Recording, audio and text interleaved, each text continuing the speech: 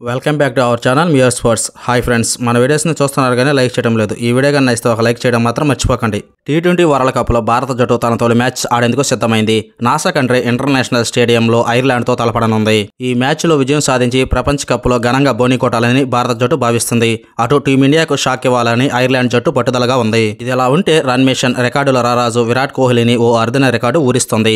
T20 world cup చరిత్రలో అత్యధిక ఫోర్లు కొట్టిన ప్లేయర్గా నిలిచేందుకు కోహ్లీకి మరో 9 ఫోర్లు అవసరం. ప్రస్తుతం కోహ్లీ అత్యుత్తమ ఫామ్ లో ఉన్నాడు.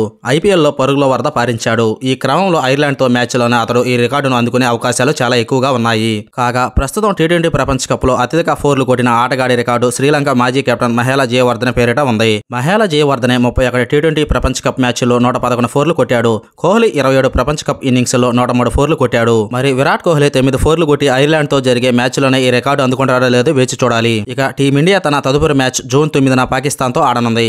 జూన్ 12న అమెరికాతో, జూన్ 15న కెనడాతో తలపడుతుంది. గ్రూప్ ఏలో ఉన్న భారత్ సూపర్ 8 కి అర్హత సాధించాలంటే గ్రూప్ లో టాప్ 2 గా నిలవాల్సి ఉంటుంది. హాయ్ క్రికెట్ లవర్స్, మీరు కానీ Virat Kohli die hard fans అయ్యింటే విరాట్ కోహ్లీ గురించి మీ అభిప్రాయాన్ని కామెంట్ రూపంలో తెలియజేయండి.